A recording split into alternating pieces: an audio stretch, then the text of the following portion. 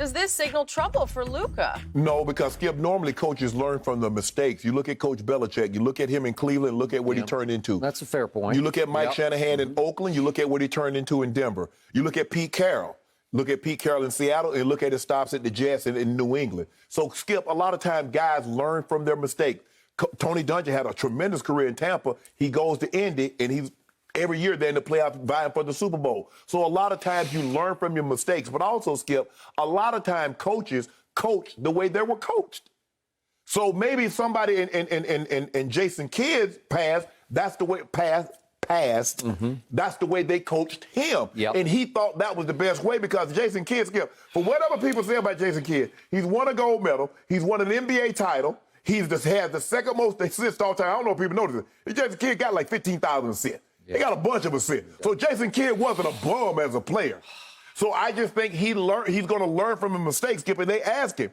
They said, what did you learn? What would you do differently in Milwaukee and in Brooklyn? Kidd said, I would relax and enjoy the growth of the team more. He also mentioned not being so hard when he delivered the message. So now, Skip, someone didn't have to tell him that he knows the mistakes that he made and to correct those mistakes. Yep.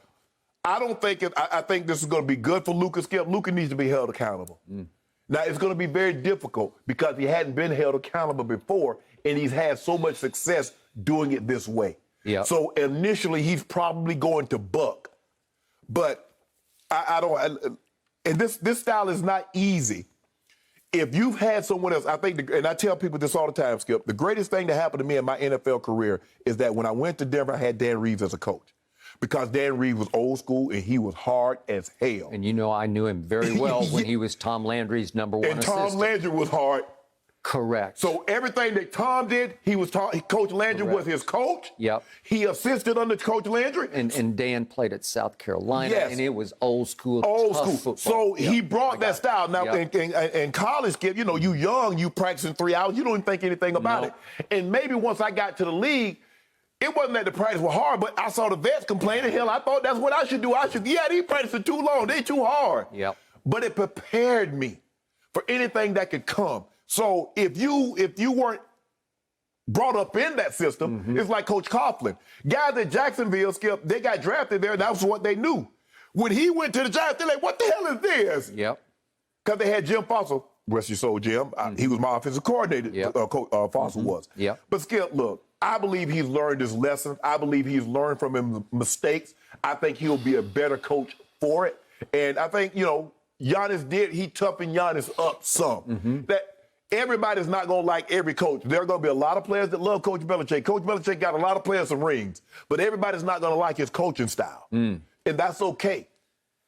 Okay, I do think, in the end, this is at least a red flag for Luka. If Luka carefully reads this, he's going to be on high alert for has he really mellowed when he gets another shot to coach us and me here?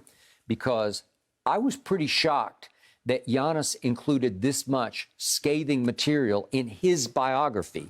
And it was interesting. I'm not sure I've ever seen this before. The biographer went out and interviewed several of the other players on Giannis's teams in 2015, 16, and 17 in Milwaukee as Jason coached to get the more scathing, just disgusting details, because this is the kind of stuff for coaches today that usually get you all but put in jail, right? Yeah, exactly. This is abusive coaching behavior. But without going into the gory details, it was a Christmas Eve and they'd just blown a game and Jason didn't like their effort or the way they had performed or closed the game. And they were supposed to have Christmas Eve off, and they'd all made plans with their families. And he said, nope, we're going to practice, and we're going to practice hard.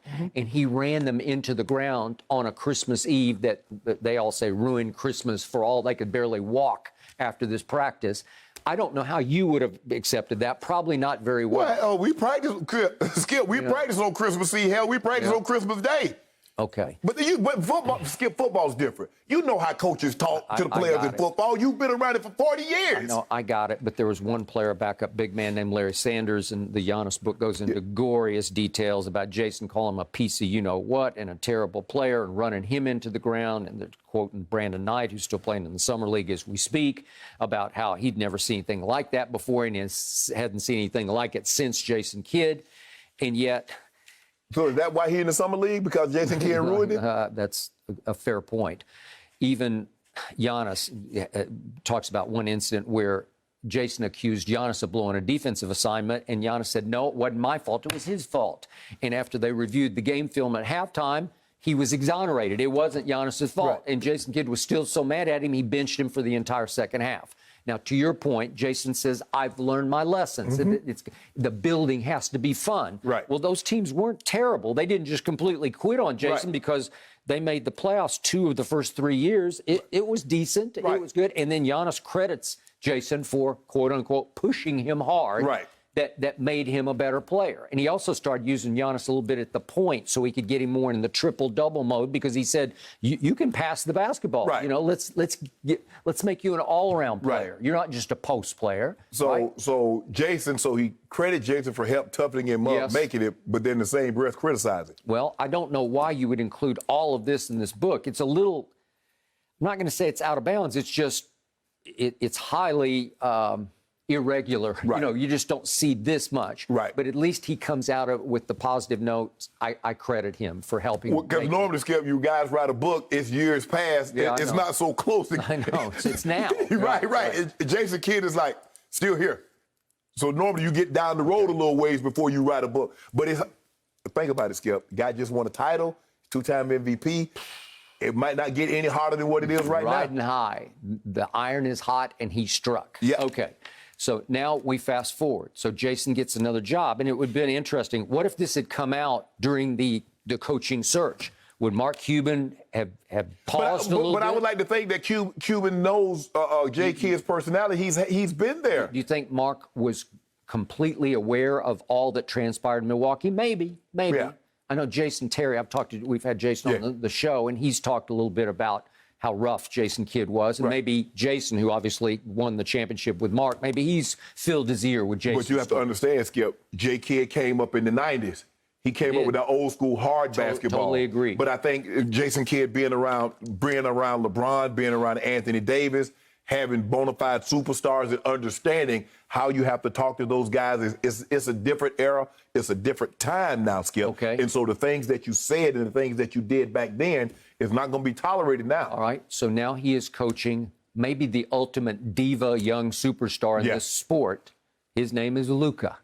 And Luka can be difficult because Carlisle and Luka clearly clash. Yeah. And Luka didn't like however hard Carlisle was trying to coach him, because Rick is pretty old school. He came up the hard way, the tough way. He came up in the 80s in those championship Celtics. Right? Yes. And so I think Rick learned you push a little bit, and he's just going to push completely back. Right. Right? He thinks he knows it all because he does know a lot, and he has high IQ. Well, yeah, because think about it. Mark Cuban says, Rick Carlisle's our coach. Rick Carlisle said, no, I'm not coaching. I'm going to Indiana. Correct. Okay? So Luka, I think, is very difficult to coach. Yeah. Luka will pout on the floor. He'll occasionally pout on the bench. Yeah. I'm not taking anything away because he has great potential, and he's realized a lot. No, he ain't got no potential. He's showing it. Ain't no potential there. We know. We know what it is. Now, Skip. Shoot. Old baby Bird. You mean maybe Bird? Yeah. Baby. Okay, he and his new coach will have one thing in common. Neither of them could shoot, because when I was covering Jason in Dallas, I nicknamed him Asin Kid because there's no J in Jason. But guess what? Right? Win. Jason Kidd won. Yep, he did win. He didn't win in Dallas, but he won. Yeah, he won in Dallas. He won a championship with Dallas. He came back with Dirk. No, when they came back. When he came back with Dirk. I'm talking about when I was covering him early. Yeah, right. No. He was Rookie of the Year. He and Grant Hill, the only time they've been co-Rookie of the Year. Yep. Remember, Skip, he led that New Jersey team. He did. They got to the final. The Brooklyn He's a winner by nature. Yeah. I agree. So listen to him. Yeah. You know what he's talking about. Okay, well, he does. But do you really think Luka's going to carefully listen to him and absorb and accept everything that he tries to coach and teach? Because I don't think so. Well, Luka, you want to win? Are you trying to win, or you just want to get these numbers? Okay, I mean, because you're sensational. But at the end of the day, there have been a lot of sensational guys that didn't win, that don't get the credit that some of the guys that's less talented and less fortunate get more credit than because they won. The choice is yours. Now, you're going to, oh, man, look at those stats. What made Larry Bird exceptional? Larry Bird won. All I know is that Luka in 7 fourth quarters against the Clippers in the first round this year made 30-something% of his fourth quarter shots. That's horrible. So can Jason Kidd correct that? I don't know. Will you teach that? He's going to need some help. Yeah. But the first thing they need to do is get rid of Porzingis. Okay. Well, Okay, so the first time around that they lost to the Clippers in the bubble, all I heard was, well, Porzingis was hurt. And now you're telling me that Porzingis was healthy, but he was a liability. Well, he was pouting. I mean, you read the stories. He pouting. He don't like Luka getting all the shine. He want to shoot. Well, he didn't get to shoot. His shots fell off by 6 from the regular season to How the many? playoffs. How many did it fell by? 6 shots a Should have game. fell by 8 to 10. Really? Yeah, because he wasn't doing it with the shots that he did have. He literally got sent to the corner because he would just go stand in the corner and say, tell me when this possession is over, and I'll go down there and try to play we some had to put defense. Boban in there. Yeah. We had to put Big Bobby in there. Oh, so they became a we for you. They had to put Bobby in there because Porzingis out there 7-3. And he act like he Dame Lillard. I wonder if Jason could be the difference in getting a 2-0 lead and a 30-11 lead on a Friday night game 3 at home. Maybe Jason Kidd can show them how to close that deal. Well, I want to know who had that 3-1 lead. Against the Nuggets. It up 19, 16, and 12. Okay. Who did that? Well, they had a different coach this time. Oh, that the coach. Well, they did have a different coach, and what happened? It died the coach. They came from 2-0 down, and then they were 3-2 down going back to Dallas, and they came back and won it in 7. Ty Lue? And then what Come on happened? down. They let old close out Chris. 36 years old. Wash him. Kawhi was hurt. Washing him. I want to move on. Remember that old Wash Even boy? Shannon Sharpe said if Kawhi had not been hurt, Clippers in NBA Finals. Shannon said that on television. I don't know. You probably didn't have the old, but you remember those old wash scrubbing boys. I know you remember Skip Bayless. They had a lot of them in Oklahoma. Yeah, they did. My grandma and my great grandma had one. So I know that's what closeout Chris did to your team. Did it to him. That's what he With did. no Kawhi, it's pretty easy to do that. I like the Yeah. visual of that. All I had was playoff P. Oh, yeah, Reggie Jack, Marcus Morris. Thank you for watching. You can subscribe here to get the latest from the show, and be sure to check out more of the best clips from Undisputed, or go watch a few other segments from our other shows on FS1.